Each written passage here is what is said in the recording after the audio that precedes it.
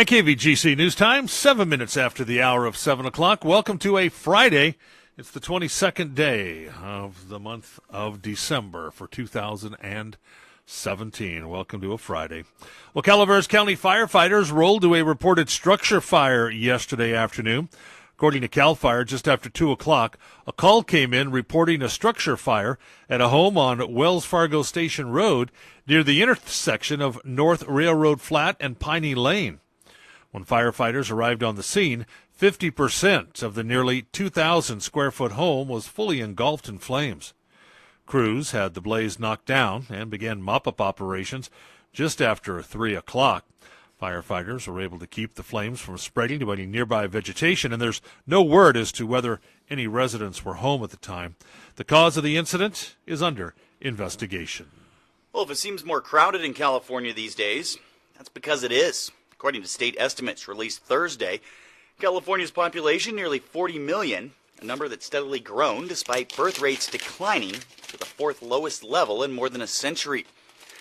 State Department of Finance data showed that between July 1st, 2016 and July 1st, 2017, California's population grew by 301,000 people to 39.6 million, a growth rate of nearly 1%. That's an increase of 2.4 million people since 2010 and double the number of residents who lived in California in 1970. The birth rate in the state declined from 13.8 births per 1,000 people in 2010 to 12.3 births per 1,000 people in 2017.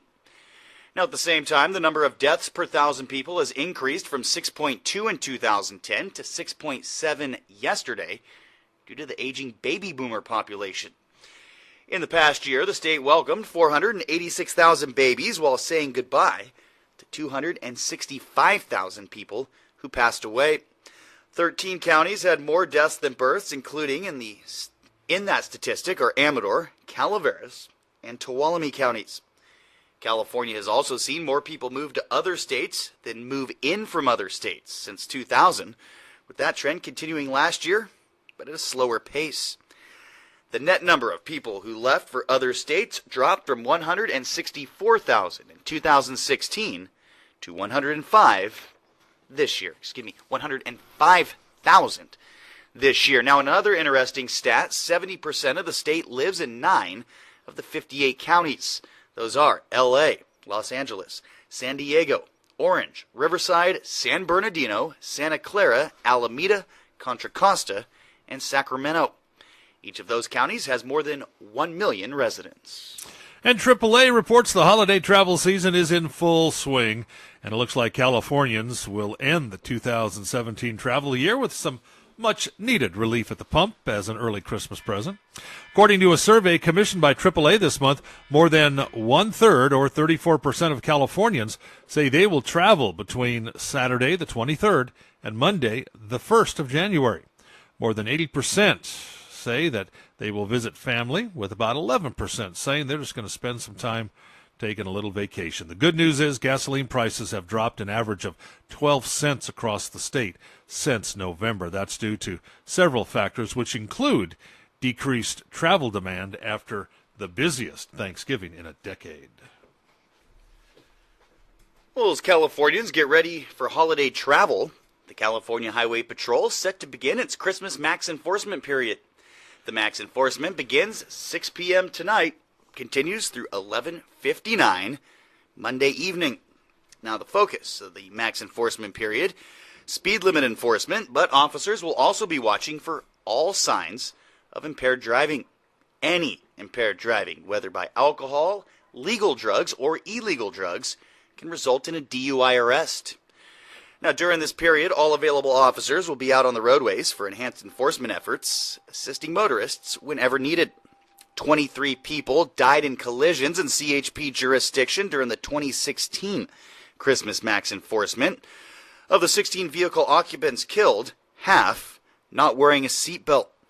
621 people were arrested for DUI of alcohol or drugs in the jurisdiction.